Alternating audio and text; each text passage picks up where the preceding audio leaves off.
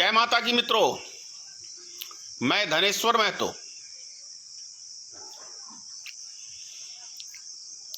चुनाव जोरों पर है।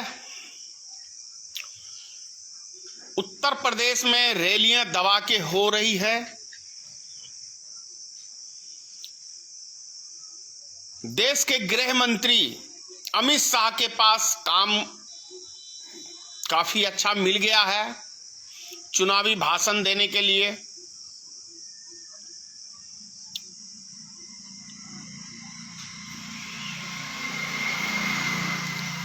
अमित शाह ने भविष्यवाणी की है अपने मुख से आज की रैली में उत्तर प्रदेश में कि 2022 का विधानसभा चुनाव उत्तर प्रदेश में यदि भारतीय जनता पार्टी जीतेगी तब ही 2024 में प्रधानमंत्री नरेंद्र मोदी चुनाव जीतेंगे।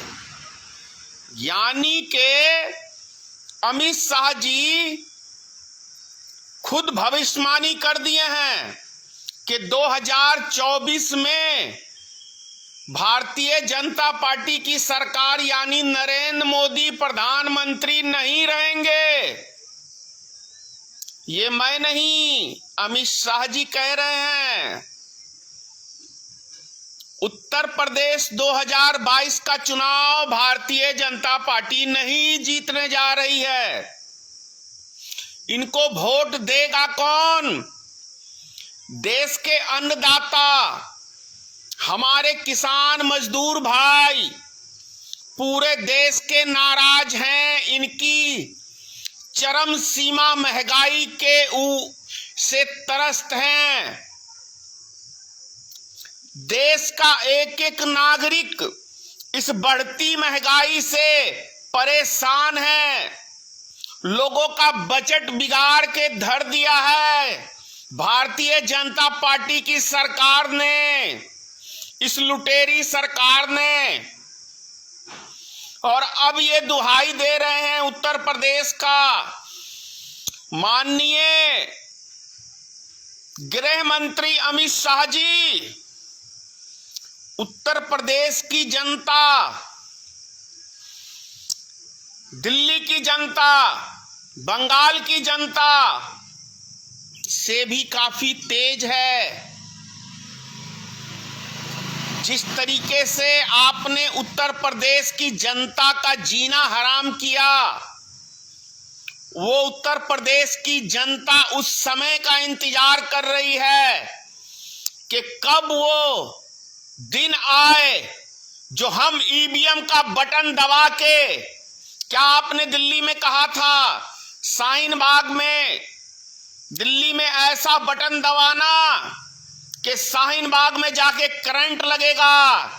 तो माननीय अमित शाह जी, उत्तर प्रदेश की जनता और जो 4 राज्यों में और चुनाव है, वहां की जनता पूरी मूंड में आ चुकी है कि ऐसा कस के बटन दबाएंगे कि नरेंद्र मोदी की कुर्सी पे ऐसा करंट और आपकी कुर्सी पे लगेगा कि 2024 से पहले ही कहीं आप ना रन छोड़ के भाग जाएं।